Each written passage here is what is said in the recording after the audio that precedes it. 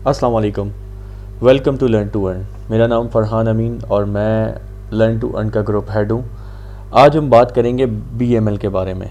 काफ़ी सारे क्वेश्चंस थे बीएमएल को लेके कि बीएमएल में इन्वेस्टमेंट करनी चाहिए या नहीं करनी चाहिए। तो आज ऐसे बहुत सारे राज हैं जिनको जानने की कोशिश करेंगे और उसके बाद हम ये अंदाज़ा लगाएंगे कि क्या बीएमएल का फ्यूचर सिक्योर है या नहीं है।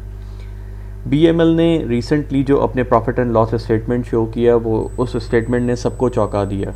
क्यों ऐसा क्यों हुआ? क्योंकि बैंक मुकर्रमा अचानक एक बड़े प्रॉफिट में आ गया, जो कि प्रॉफिट था 1.75 अरब का। और अगर इसी तरह देखा जाए तो पिछले साल इसी का लॉस जो था वो 5.05 अरब का लॉस था। तो अचानक इतने बड़े प्रॉफिट में आना ये सबको चौंका देने वाली बात थी कि बैंक ने ऐसा क्या किया कि बैंक अचानक इतने बड़े प्रॉफिट में आ गया।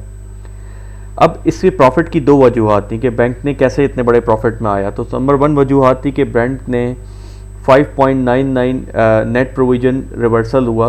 अब नेट प्रोविज़न रिवर्सल का मतलब आप इस तरह से समझ लीजिए कि जैसे बैंक ने कुछ अपने दोस्तों को उधार दिया था, और ये एग्जांपल के तौर पे आप समझें कि जैसे आपने किसी अपने दोस्त को उधार दिया हो 3-4, और उसमें से आपको ये यकीन हो चुका है कि अब ये दोस्त आपके पैसे वापस नहीं करेंगे, और अचानक उसमें से एक या दो दोस्त आएँ और आपके पैसे वापस कर दें, तो वो आप अपनी बुक में फिर ऐसा प्रॉफिट उसको शो करते हो। तो इसी तरह बैंक के साथ हुआ कि बैंक को अचानक कुछ रकम मिली जो कि वो अपनी रिकवरी की कोशिश में लगा हुआ था। उस रिकवरी के तौर पे बैंक ने वो पैसे जो है ना वो बैंक लेने में कामयाब हो गया, जिसकी वजह से अचानक बैंक को एक बड़ा प्रॉफिट हुआ। और दूसरा जो है, बैंक ने 1.97 अरब की जो है वो कैपिटल सिक्योरिटीज़ जो है वो अपनी जो है वो सेल आउट करी, जिसकी वजह से 1.97 अरब जो है वो बैंक के पास मज़ीद आए। अब इसमें जो है ये सब चीज़ें तो बहुत अच्छी दिख रही थी, लेकिन अगर दूसरी तरफ आप इसकी बैलेंस शीट को कभी जाके पढ़ें और बैलेंस शीट को देखने की कोशिश करें, तो उसमें जो है वो बैंक की इक्विटी जो है वो 13.1 अरब की जो है वो नेगेटिव इक्विटी आ रही है, जो इट्सेल्फ एक बहुत बड़ा सवालिया निशान है कि अगर हम बैंक की मजबूती देखना चाहें तो बैंक यहाँ पे आके हमें काफ़ी वीक नज़र आता है। तो अब बैंक मुकर्रमा ऐसा क्या कर रहा है कि जिससे जो है वो शेयर होल्डर्स को लगे ऐसा कि हमें इनको होल्ड करना चाहिए या बाय करना चाहिए, या इस बैंक को जो है वो अपनी नज़र में रखें कि आगे जाके ये बैंक किस तरह से परफॉर्मेंस कर सकता है। तो इसके लिए बैंक जो है वो काफ़ी जस्तजू कर रहा है, काफ़ी कोशिशें कर रहा है, जिसमें सबसे बड़ी एक कोशिश बैंक की ये है कि बैंक ने अभी अपनी एक प्रॉपर्टी सेल करी है जिसकी मालियत तकरीबन 13 बिलियन रुपीज़ की है, और वो तकरीबन इनकी वो तय हो चुका है मुआहदा, और उसमें से कुछ पैसे इन्हें रिसीव भी हो गए और कुछ पैसे आने हैं। तो ये बैंक के जब ये पैसे आएंगे, ये पैसे बैंक में इंजेक्ट होंगे, तो डेफिनेटली ये एक बड़ा चेंज लेके आ सकते हैं बैंक में। दूसरा, रिसेंटली आपने देखा था कि बीएमएल ने कोर्ट से एक अप्रूवल सिक्योर करी है जो रीस्ट्रक्चरिंग की। तो बैंक रीस्ट्रक्चरिंग की अप्रूवल भी इन्हें कोर्ट की तरफ से मिल चुकी है, जो कि स्टिल एक पॉजिटिव साइन है बैंक के लिए।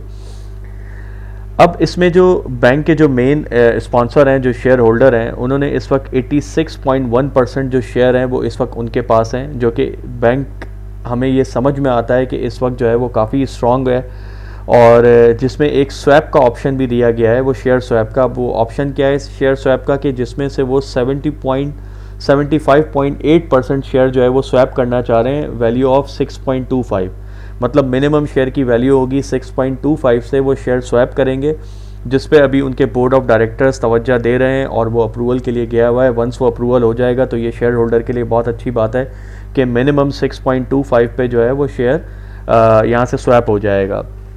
जो वो डाइल्यूट करेंगे तो इससे डेफिनेटली जो है वो बैंक में काफ़ी अच्छा फ़र्क पड़ेगा। अब ये सारी बातों के बाद क्या हमें लगता है कि हमें बैंक में इन्वेस्टमेंट करनी चाहिए? तो जी बिल्कुल बैंक में इन्वेस्टमेंट करनी चाहिए। बैंक देखें इस वक्त काफ़ी कोशिशें कर रहा है अपने आप को सस्टेन करने के लिए मार्केट में, और ऐसी काफ़ी इंटरनल चेंजेस हो रही हैं बैंक के अंदर, जिससे अभी तो नहीं लेकिन आने वाले टाइम में बैंक में काफ़ी अच्छा जो है वो हम एक चेंज देखेंगे, काफ़ी अच्छा एक हमें चेंज नज़र आएगा। तो उस चेंज के लिए अगर इस शेयर को मुख्तलिफ स्टेज पे जमा किया जाए, मैं समझता हूँ अगर ये शेयर आपको यहाँ 4.94 से लेके और करंट रेट तक मिलता है, तो इसको यहाँ पे आहिस्ता आहिस्ता थोड़ा थोड़ा जमा करना चाहिए। वंस बैंक के पास वो जो प्रॉपर्टी सेल करी है उसका प्रॉफिट, उसका पूरे पैसे आ जाएं, और जो बैंक में रीस्ट्रक्चरिंग हो रही है वो कंप्लीट हो जाए, बैंक के जो शेयर स्वैप की बात हो रही है ये हो जाए, तो ये सारी न्यूज़ेस बैंक में शेयर को ट्रिगर करेंगी और शेयर की अपसाइड मूवमेंट में काफ़ी फ़र्क आएगा। और हम आने वाले दिनों में इस शेयर को 8 साढ़े 8 रुपये पे जाता हुआ आराम से देख सकते हैं, क्योंकि बैंक कंटिन्यूसली कोशिशों में, बैंक कंटिन्यूसली जो है वो इम्प्रूवमेंट्स की तरफ जा रहा है और इस इम्प्रूवमेंट को इंशाल्लाह हम पॉजिटिव वे में ही देखेंगे।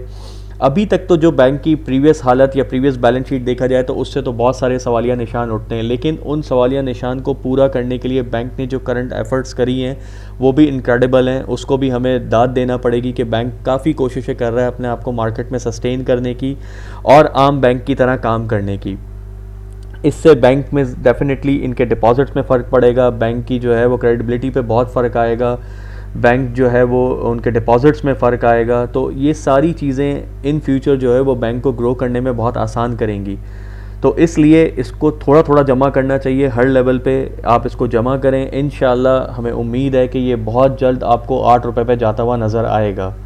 तो इसी तरह इंशाल्लाह नेक्स्ट वीडियो में मैं हाज़िर होऊंगा एक नेक्स्ट शेयर पे, उसकी हम पूरी डिटेल में इसी तरह से उसकी डिटेल्स जानेंगे कि हमें शेयर्स में किस शेयर्स को इन्वेस्टमेंट करनी चाहिए, कैसा देख रहे हैं हम उस कंपनी को और फ्यूचर में उसकी ग्रोथ क्या है। तो इंशाल्लाह अगर आप चाहते हैं कि कोई आपके ज़हन में ऐसा शेयर है जिसके बारे में आप जानना चाहते हैं तो इस वीडियो के नीचे ज़रूर कमेंट कीजिएगा, तो मैं डेफिनेटली नेक्स्ट वीडियो जो है कंप्लीट उसी शेयर की लेकर आपके पास आऊँगा। जब तक के लिए अल्लाह हाफ़िज़।